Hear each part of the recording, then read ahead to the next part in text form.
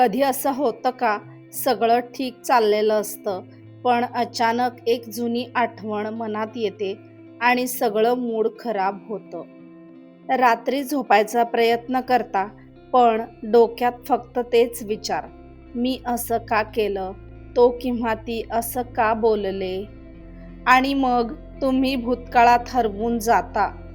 तुम्हाला सांगू का एक सत्य, त्या आठवणी संपल्या आहेत, पण तुम्ही अजूनही त्यात अडकलेले आहात आणि हेच तुमच्या दुःखाचे खरे कारण आहे.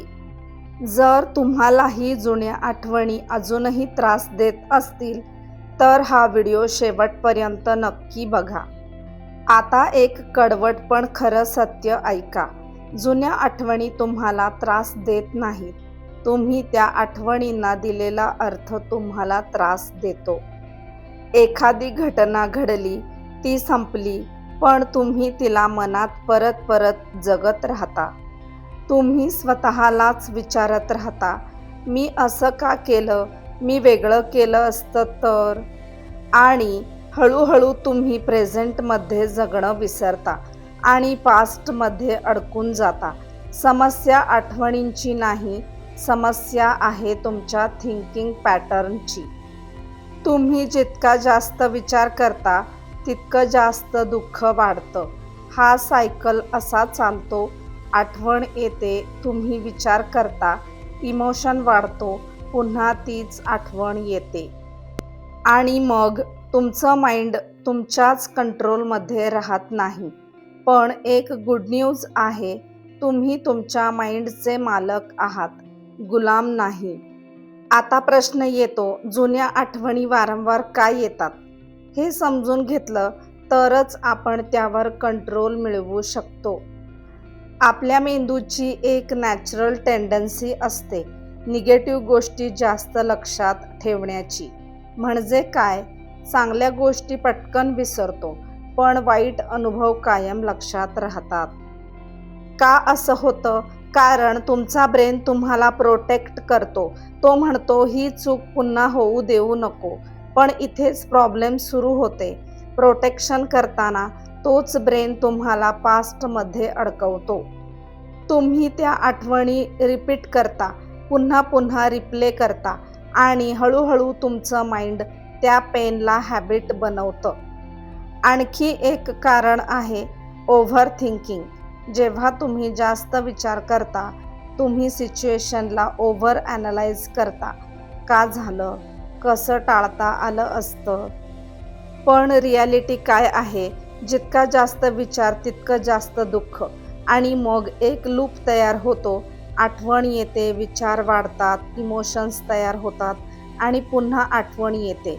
हा लूप तुटत नाही जोपर्यंत तुम्ही कॉन्शियस एफर्ट करत नाही. म्हणून लक्षात ठेवा, तुमचं माइंड एनिमी नाही, पण जर कंट्रोल नसेल तर ते तुमचं एनिमी बनू शकतं. आता येतो सगळ्यात पॉवरफुल स्टेप, ॲक्सेप्टन्स, स्वीकार. खूप लोक इथेच चुकतात. ते सतत पास्ट बदलायचा प्रयत्न करतात. असं झालं नसतं तर, मी वेगळं केलं असतं तर. पण सत्य काय आहे? तुम्ही पास्ट बदलू शकत नाही. जितका जास्त विरोध कराल, तितकं जास्त दुःख वाढेल. ॲक्सेप्टन्स म्हणजे काय? जे झालं आहे ते शांतपणे स्वीकारणं, त्याच्याशी फाईट न करणं. हे हार मानणं नाही, हे स्वतःला मुक्त करणं आहे. डोळे बंद करा आणि स्वतःला सांगा, हो, ती घटना घडली. हो, मला दुखावलं गेलं, पण आता मी ते सोडत आहे. सुरुवातीला कठीण वाटेल, कारण माइंड पुन्हा पुन्हा त्या आठवणीकडे जाईल, पण प्रत्येक वेळी स्वतःला जेंटली परत आणा. एक छोटा एक्सरसाइज करा. जेव्हा जुनी आठवण येते, स्वतःला बोला, स्टॉप. एक डीप ब्रेथ घ्या आणि स्वतःला सांगा, I accept it and I move on. हळूहळू काय होईल? तुमचं माइंड शांत होईल, त्या आठवणींची पॉवर कमी होईल. लक्षात ठेवा, ॲक्सेप्टन्स म्हणजे हिलिंगची सुरुवात. तुम्ही जे स्वीकारता त्यावर तुमचं कंट्रोल येते आणि जे तुम्ही नाकारता तेच तुम्हाला सतत त्रास देत राहतं. म्हणून आजपासून एक निर्णय घ्या, मी माझ्या भूतकाळाशी लढणार नाही, मी त्याला स्वीकारणार आणि पुढे जाणार. ॲक्सेप्टन्स केल्यानंतर पुढचा महत्त्वाचा स्टेप आहे शिफ्ट फोकस, म्हणजे लक्ष बदलणे. कारण सिंपल आहे, तुमचं माइंड एका वेळी एका गोष्टीवरच फोकस करू शकतं. म्हणून जेव्हा तुम्ही कॉन्शियसली तुमचं लक्ष बदलता, त्या जुन्या आठवणींची ताकद आपोआप कमी होते. पण प्रॉब्लेम काय? बहुतेक लोक फक्त विचार थांबवायचा प्रयत्न करतात आणि तेच उलट वाढतं. म्हणून स्टॉप थिंकिंग नाही, स्टार्ट फोकसिंग समवेअर एल्स. एक प्रॅक्टिकल रूल लक्षात ठेवा, energy flows where attention goes. तुम्ही जिथे लक्ष देता तिथेच तुमचं इमोशन वाढतं. म्हणून पुढच्या वेळी जुन्या आठवणी डोक्यात आल्या की लगेच ॲक्शन घ्या. उठून 5 मिनिटं चालायला जा, तुमचं फेवरेट म्युझिक लावा, एखादं काम सुरू करा, वर्कआउट करा. आणखी एक पॉवरफुल टेक्निक, जेव्हा ओव्हर थिंकिंग सुरू होतं ताबडतोब करा. 5 गोष्टी बघा, 4 गोष्टी स्पर्श करा, 3 आवाज ऐका, 2 वास ओळखा, 1 टेस्ट जाणवा. यामुळे तुमचं माइंड प्रेझेंटमध्ये येतं. कारण प्रॉब्लेम पास्ट नाही, प्रॉब्लेम आहे तुम्ही प्रेझेंट सोडता. म्हणून लक्षात ठेवा, फोकस कंट्रोल म्हणजे माइंड कंट्रोल. तुम्ही तुमचं लक्ष जिथे नेताल तुमचं आयुष्य तिकडे जाईल. म्हणून आजपासून पास्टवर नाही, प्रेझेंटवर फोकस करा. आता येतो तिसरा आणि खूप पॉवरफुल स्टेप, सेल्फ टॉक म्हणजे स्वतःशी बोलणे. तुम्ही दिवसभरात सगळ्यात जास्त कोणाशी बोलता माहीत आहे? स्वतःशी. आणि इथेच गेम बदलतो. कारण तुमचं माइंड जे ऐकतं तेच ते बिलीव करायला लागते. जर तुम्ही स्वतःला सतत म्हणत असाल, मी चुकलो, मी काहीच नाही, माझं काही होणार नाही, तर तुमचं माइंड त्यालाच ट्रुथ मानतं. याला सायकॉलॉजीमध्ये म्हणतात सेल्फ टॉक. आणि जर हे निगेटिव्ह असेल तर ते तुमचं कॉन्फिडन्स, मूड आणि एनर्जी सगळं खाली आणतं. म्हणून आजपासून एक रूल, निगेटिव्ह सेल्फ टॉक बंद, पॉझिटिव्ह सेल्फ टॉक सुरू.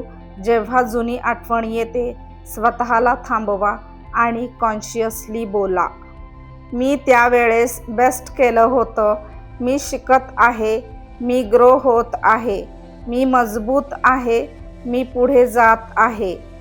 सुरुवातीला आर्टिफिशियल वाटेल, पण हळूहळू तुमचं माइंड ते ॲक्सेप्ट करायला लागेल. एक छोटा एक्सरसाइज, दररोज सकाळी आणि रात्री 2 मिनिटे मिरर समोर उभं राहून स्वतःला पॉझिटिव्ह स्टेटमेंट्स बोला. I am in control, I am healing, my past does not define me. लक्षात ठेवा, तुम्ही स्वतःशी कसं बोलता तसंच तुमचं आयुष्य बनतं. म्हणून आजपासून तुमच्या शब्दांनी स्वतःला तोडू नका, स्वतःला बिल्ड करा. शेवटी फक्त एक गोष्ट लक्षात ठेवा, जुन्या आठवणी तुमचं आयुष्य ठरवत नाहीत. तुमचे आजचे डिसिजन्स तुमचं फ्युचर ठरवतात. जे झालं ते बदलता येणार नाही, पण आज तुम्ही काय करता त्यावर तुमचं उद्याचं आयुष्य ठरणार आहे. कदाचित तुम्हाला दुःख झालं असेल, कदाचित कुणीतरी तुम्हाला सोडून गेलं असेल, कदाचित तुम्ही चूक केली असेल, पण तुमची स्टोरी इथे संपत नाही. आजपासून एक निर्णय घ्या, मी भूतकाळात अडकणार नाही, मी स्वतःला माफ करणार, मी पुढे जाणार.